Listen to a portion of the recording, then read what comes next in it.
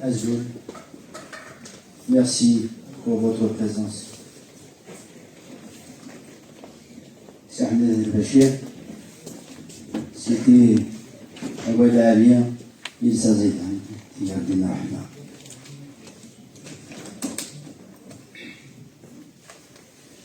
لكن سينا نقول مع مريم تاع ربي إلا يون إلا ولا شيء إلا ويا ولا شيء إلا سي أحمد البشير خاص ولا شيء إلا يجي عبد الواحد إلا يحملية ما كني تحملها الشيخ السمية يكتبها ديال الجرنان دياسبورا دي زاد راه في كتاب ثاني يدي سوفا يوم يسمى كيفاش نتجمع يمي قرا أين كان أولياء نملال يفرح في رحمة ربي إنك عندك توفيض ينسلين كي سمغرض أطاس في كتاب ثقينو فبي راس هشام اللي ثلاثات أري غاس دروسي دنيا أتفسر دينك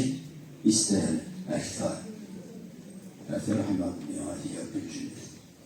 Si Ahmed nous a quittés, il laisse derrière lui un vide immense dans nos cœurs. Sa disparition n'est pas seulement celle d'un homme, mais celle d'un repère, d'une présence qui a apaisé, rassemblé et rappelé à chacun ce que signifie être digne, juste, humain. Lui qui, par sa sagesse tranquille et sa bienveillance inépuisable, ne cessait d'encourager les autres.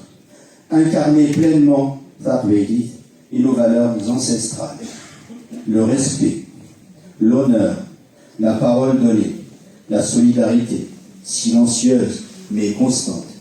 Aujourd'hui, ils sont si peu ceux qui perpétuent cet esprit, si peu ceux qui se souviennent de ce qui fait notre richesse profonde.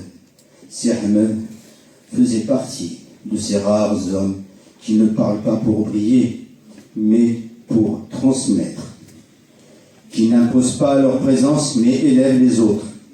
Avec lui, disparaît un pan de notre mémoire collective, un souffle ancien, une manière d'être au monde qui se fait de plus en plus rare.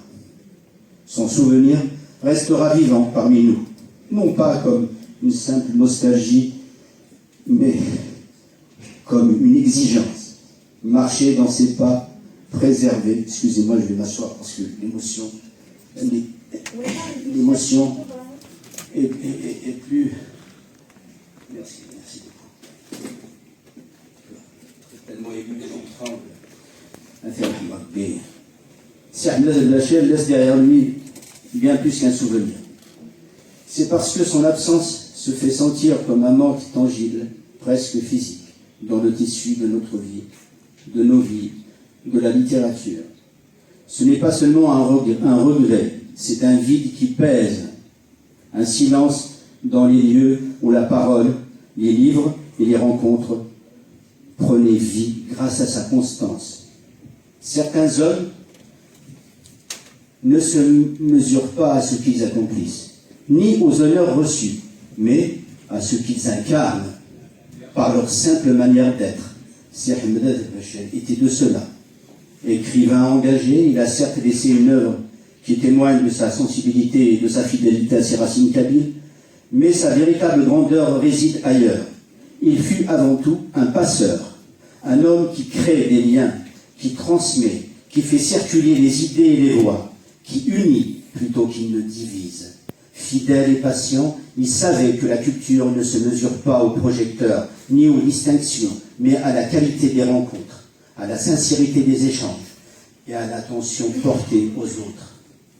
Si Ahmed El-Bachir incarnait une vision exigeante et profondément humaine de la culture. Pour lui, la littérature et l'art n'étaient pas des territoires à conquérir, ni des instruments de reconnaissance. Ils étaient des lieux de partage, de dialogue, de respect et de dignité. Chaque mot échangé, chaque livre soutenu, chaque geste de générosité participait à cette mission silencieuse qu'il portait avec constance. faire de la culture un pont entre les hommes, un espace où chacun peut exister, être entendu et reconnu dans sa valeur. En lui disparaît une figure rare, celle qui rappelle que servir la culture, c'est avant tout servir l'humain, avec patience, fidélité et discrétion. Sa vie nous enseigne que l'influence véritable ne se mesure pas au bruit que l'on fait, mais à la chaleur et à la profondeur des liens que l'on tisse. Et c'est précisément ce legs discret, constant, mais puissant que nous gardons en mémoire aujourd'hui. Discret, presque en retrait, Seydi Hamdani al-Bachir avançait dans la vie avec une constance remarquable. Fidèle à ses valeurs comme à ses engagements, il ne cherchait ni la lumière ni l'approbation.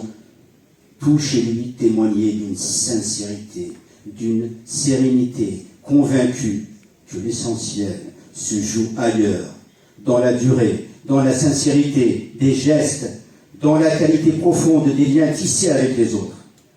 Habité par une foi inébranlable dans les livres et dans les êtres, chaque mot, chaque geste était un acte de fidélité. Sa constance donnait lieu qu'il fréquentait, sa constance donnait au lieu qu'il fréquentait une stabilité rassurante. Il suffisait de le voir entrer au café littéraire L'Impondérable pour sentir que l'espace s'emplissait d'une présence discrète, mais structurante. Il n'était pas seulement un habitué, il en était l'un des repères silencieux, celui sur lequel les échanges pouvaient s'appuyer, celui qui créait un climat de confiance et de sérénité par sa simple manière d'être. Il écoutait avec attention, sans interruption ni jugement, laissant chaque voix trouver son espace. Il achetait les livres, les offrait parfois, les présentait, les partageait avec d'autres, faisait de chaque geste un prolongement naturel de son engagement. Il encourageait avec justesse, donnant aux auteurs l'assurance de leur légitimité, des gestes simples, répétés, constants, mais essentiels.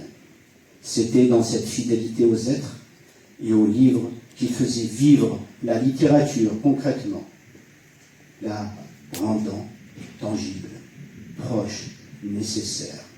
Sa présence, bien que discrète, n'en était pas moins vitale. Elle structurait, soutenait, inspirait.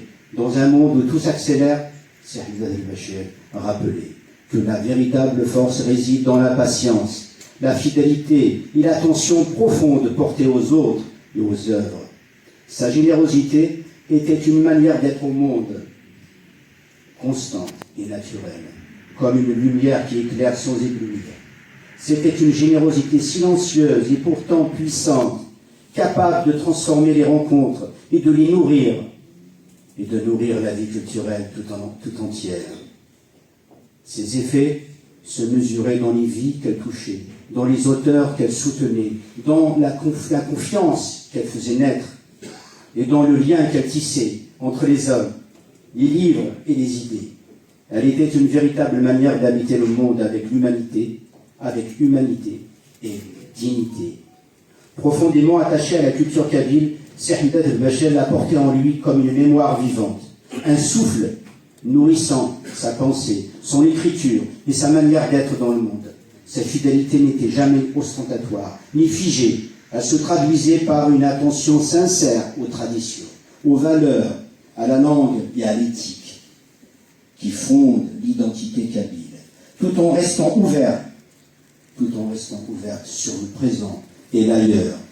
Pour lui, la mémoire et les héritages ne devaient pas être des chaînes, mais des ponts entre générations, entre expériences, entre langues et pensées. La culture kabyle qu'il portait avec humilité était vivante, en mouvement, ouverte à l'échange et au questionnement. Il savait que la force d'un héritage réside autant dans sa capacité à durer que dans sa capacité à inspirer, à rencontrer d'autres vies et d'autres voix. Il portait la langue, les récits, l'éthique et la dignité avec sobriété, sans emphase ni prétention. Chaque geste, chaque mot, chaque choix de lecture ou de partage traduisait cette conscience profonde. ce n'est pas enfermer, mais faire confiance à l'avenir. Par cette attitude, y transformer la fidélité en liberté et l'attachement aux racines ont un horizon ouvert, généreux et éclairant. Il emporte avec lui un idéal fragile et précieux, celui d'une littérature qui relie les hommes, élève les consciences et humanise. Mais cette perte ne se limite pas à l'absence. Elle nous confie une responsabilité, prolonger ce qu'il a incarné, continuer à faire vivre à notre tour cette exigence discrète et profonde, cette fidélité aux êtres et aux livres, cette attention patiente et généreuse qui transforme la lecture et l'écriture en un acte de partage, de respect et de fraternité. Tant que cet idéal continuera d'être porté, même dans le silence, même par de petits gestes, Saïd al-Bachir ne disparaîtra pas entièrement. Il continuera de vivre dans chaque mot choisi avec soin, dans chaque encouragement offert sans ostentation, dans chaque lien tissé entre un livre et un lecteur, entre un auteur et son public. Il continuera de vivre dans cette manière de croire en l'homme, en la littérature et en la force de la transmission. Une présence invisible, mais indélébile, comme une lumière que l'on porte en soi.